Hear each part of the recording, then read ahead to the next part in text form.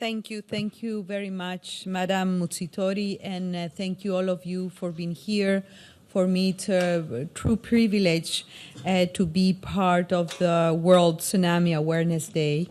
I would like to acknowledge the presence of several permanent representatives among us, in particular Ambassador Koro Besho, permanent representative of Japan, and the permanent representative of Indonesia, and the Maldives, and representatives of the Mission of Chile that made possible that we gather today here to acknowledge you, Madam Mami Mutsitori, the Special Representative of the Secretary General on Disaster Risk Reduction, Mr. Asako Okai, Assistant Secretary General and Director of UNDP's Crisis Bureau, and to say good afternoon to all friends, distinguished colleagues that are present and that are here among us.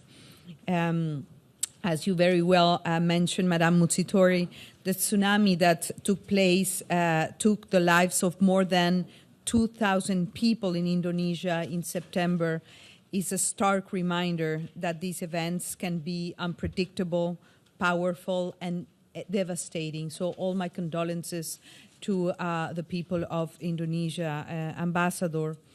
And while they are thankfully few and far between, when they do occur, the impact can be catastrophic. With only moments' notice, entire cities, villages, lives, and livelihoods can be quite literally washed away. In the last 2 decades alone, we have seen powerful tsunamis devastate countries in the Indian Ocean region and leave the city of Fukushima in ruins, for example. Taken together, these events have cost the lives of almost 300,000 people. Putting aside the tragic loss of life for a moment, the impact on social and economic development is equally as profound.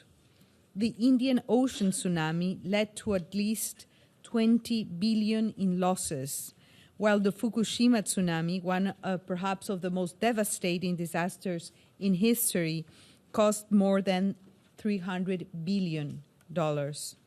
And these are not just numbers. These are hard-won development gains. Critical infrastructure such as schools and hospitals are lost, and entire livelihoods are upended, creating new pools of poverty. For countries and regions at risk of earthquakes and tsunamis, avoiding such losses requires investing in risk-informed development. This includes putting in place and enforcing the right systems and processes, such as the no-build zones and better building codes. On the human side, strengthening public awareness and preparedness are the only avenues available and must be pursued with every effort at our disposal. And given the disproportionate impact on women, on persons with disabilities, the elderly, preparedness measures and empower all people, leaving no one behind. Dear friends, since the 2004 Indian Ocean tsunami, great strides have been made to enhance disaster preparedness. Tsunami detection systems have been deployed in the Indian and Pacific Oceans. The Strengthening School Preparedness for Tsunamis project has seen over 100 schools and benefit nearly 60,000 students. The Making Cities Resilient campaign, led by UNISDR, has helped to strengthen disaster preparedness in cities around the world. And the Sendai Framework for Disaster Risk Reduction has put in place the policy and institutional framework for concrete implementation at all levels. Yet, much more remains to be done. Disaster preparedness must be ever ongoing and evolving, taking into account the latest in technologies and striving always to leave, as I mentioned, no one behind. I would emphasize 2 brief points in this regard.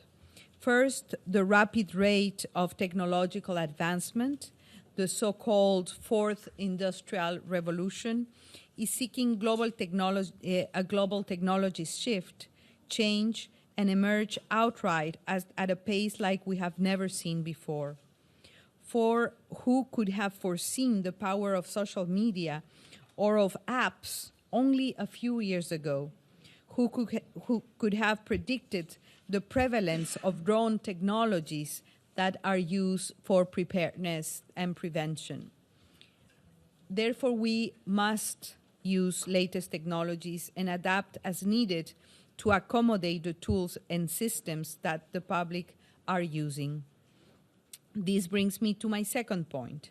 In leaving no one behind, we cannot assume that all people have access to or are able to use the latest technologies.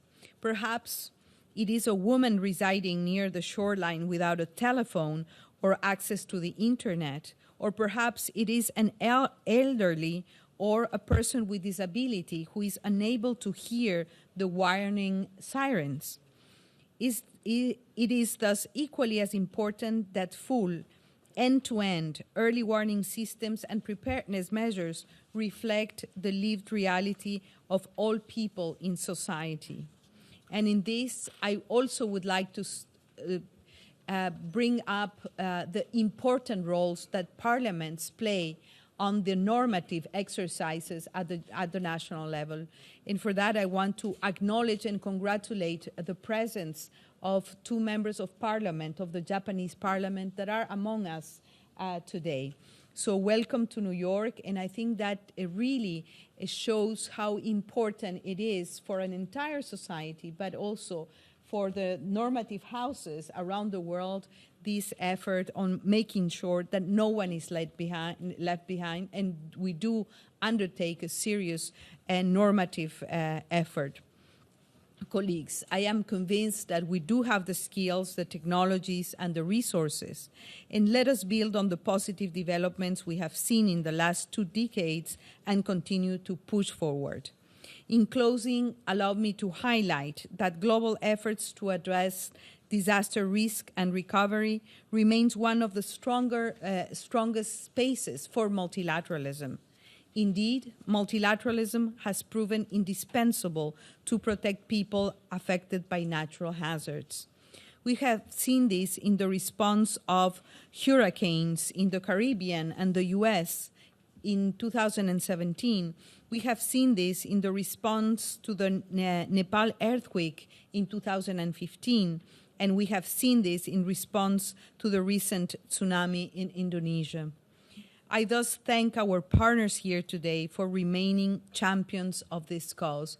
I already mentioned the countries that have really showed leadership and commitment, such as the government of Japan, the government of Chile, of Indonesia, the Maldives. I would say every country in the Pacific, they're all committed to put forward and to push forward the agenda on DRR and also on preparedness, prevention, and awareness.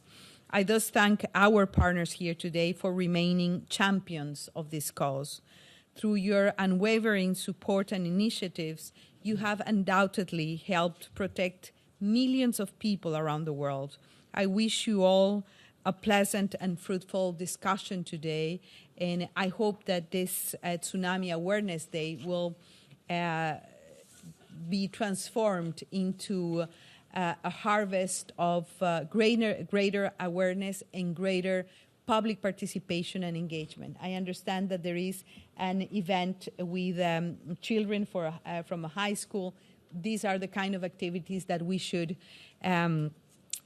push for, and I wish you all the best, and thank you for inviting me. Thank you very much.